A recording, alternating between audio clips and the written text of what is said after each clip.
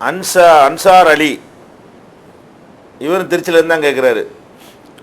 என்ன கேட்குறாருன்னா, எந்த நேர தொழுகையில் துவா கேட்க வேண்டும், எந்த நேர தொழுகையில் பாவ மன்னிப்பு கேட்க வேண்டும், அல்லது இரண்டையும் சேர்ந்து எப்படி கேட்க வேண்டும் அப்படின்னு கேட்குறாரு.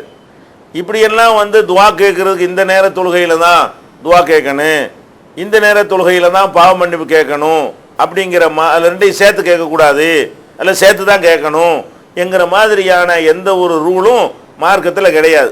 நம்ம எப்போவெல்லாம் விரும்புகிறோமோ ஒவ்வொரு தொழுகைக்கு பின்னாடி வேணாலும் கேட்டுக்கிறலாம், சுன்னத்தான தொழுகைக்கு பின்னாடி வேணாலும் கேட்டுக்கிறலாம், சும்மாவே நள்ளிரவில் இருந்து சின்ன செய்யலாம் கேட்டுக்கொள்ளலாம், தொழுகையிலேயே சஜிதாவில் இருந்து கூட கேட்டுக்கொள்ளலாம், அத்தையாத்தில் இருந்து கூட கேட்டுக்கொள்ளலாம், தொழுது முடித்த பிறகு கூட சலாம் கொடுத்த பிறகு கூட நம்ம கேட்டுக்கொள்ளலாம். இதெல்லாம் நம்முடைய விருப்பத்தின் பார்ப்பட்டதாக இருக்கிறது. இப்போ உதாரணமாக எடுத்துக்கொண்டீர்களேயானால் ரசூல் ஸல்லல்லாஹு அலைஹி வஸல்லம் காலத்தில் எடுத்துக்கொண்டீர்களேயானால் முஆத் இப்னு ஜபலுக்கு ரசூலுல்லாஹ் கற்றுக் கொடுப்பாங்க, லா ததஅன்ன ஃபீ துப்ரி குல்லி ஸலாத்தின், ஒவ்வொரு தொழுகைக்கு பின்னாடியும் நீ சொல்ல மறந்துடாத, விட்டுறாத. எதை விட்டுற வேணா, அல்லாஹும்ம ஐன்னி அலா திக்ரிக்க வ ஷுக்ரிக்க வ ஹுஸ்னி இபாதத்திக்க, இறைவா உன்னை நினைவு கூறுவதற்கும் உனக்கு நன்றி செலுத்துவதற்கும் அழகிய முறையில் உன்னை வணங்குவதற்கும் நீ எனக்கு உதவுவாயாக என்று பிரார்த்தனை செய்ய நீ மறக்காத, ஒவ்வொரு தொழுகைக்கு பின்னாடியும் கேளுன்றாங்க. அப்போ தொழுகைக்கு பின்னாடியும் துவா செய்யலாம் என்பதற்கு இது ஆதாரமாக இருக்கிறது. அபுதாவுதுல 1301வது ஹதீஸாக இருக்கிறது. அதே நேரத்தில் புகாரியில் ஒரு ஹதீஸ் வருது, ரசூல் ஸல்லல்லாஹு அலைஹி வஸல்லம் காலத்தில் குன்ன இதா சல்லம்ன மினல் மக்தூபா, கடமையான தொழுகை முடிந்த பிறகு பெண்கள் எல்லாம் என்ன செஞ்சிருவாங்க, உடனே எழுந்து விடுவார்கள், பெண்கள் எல்லாம் உடனே எழுந்து போய் விடுவார்கள்.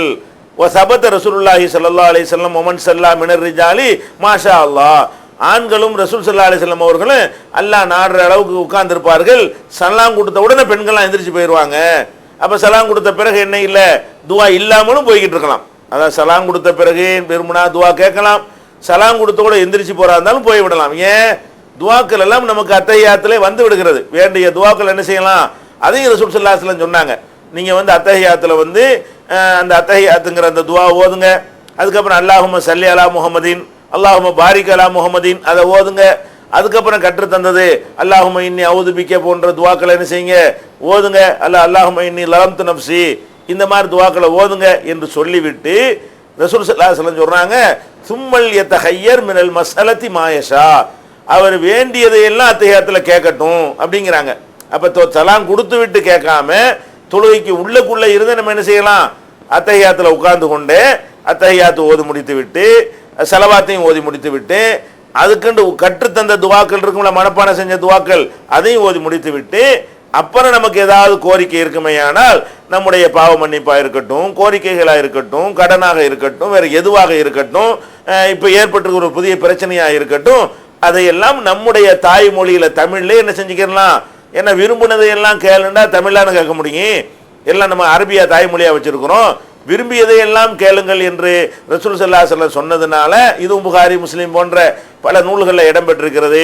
விரும்பியதெல்லாம் கேட்க வேண்டும் என்கிற அடிப்படையில் நீங்கள் அத்தஹியாத்தில் உட்கார்ந்து கொண்டு கூட என்ன செய்யலாம், கேட்டுக்கொள்ளலாம். சஜிதாவில் கூட கேட்கலாம். ஜமாத்து தொழுகையில் நமக்கு கேட்க முடியாவிட்டால் கூட, ஏன்னா ஜமாத்து தொழுகையில் அவங்க டைம் தர மாட்டாங்க, ஏன்னா உங்களுக்காக வேண்டி ரொம்ப நேரம் நீட்ட முடியாது. நீங்கள் தனியாக தொழக்கூடிய நேரத்தில் சஜிதா செய்வீங்க இல்லையா, அதை பற்றி ரசூல் ஸல்லல்லாஹு அலைஹி வஸல்லம் சொன்னாங்க, அம்மர் ருக்குவை பொறுத்த வரைக்கும் ஃபஅல்லிமு ஃபீஹ ரப்ப, உங்கள் இறைவனை அதில் கண்ணியப்படுத்துங்கள். அம்ம சுஜூது இருக்கிறத அதில் நீங்கள் ஃபக்ஸிரு ஃபீஹி துவா, அதில் துவாவை அதிகப்படுத்துங்கள். ஃபகமினுன் அன் யுஸ்தஜாப லக்கும், அது உங்களுக்கு ஏற்றுக்கொள்ளப்படுவதற்கு ரொம்ப தகுதியானது. தொழுகையில் ருக்குவை பொறுத்த வரைக்கும் நீங்கள் அல்லாஹ்வை கண்ணியப்படுத்துங்க, சஜிதாவை பொறுத்த வரைக்கும் நீங்கள் என்ன வேண்டாலும் கேளுங்க, அது ஏற்றுக்கொள்ளப்படுவதற்கு ரொம்ப தகுதியானது என்று ரசூல் ஸல்லல்லாஹு அலைஹி வஸல்லம் அவர்கள் சஜிதாவில் என்ன செய்கிறாங்க, துவா கேட்க சொல்கிறாங்க. அது மாதிரி நம்ம கேட்டுக்கொள்ளலாம். இப்படி நம்ம எதெல்லாம் ரசூல் ஸல்லல்லாஹு அலைஹி வஸல்லம் நம்ம கற்றுத்தந்திருக்கிறாங்களோ அந்த மாதிரி நல்ல சந்தர்ப்பங்களை என்ன செய்யணும், பயன்படுத்தி கொள்ளணும்.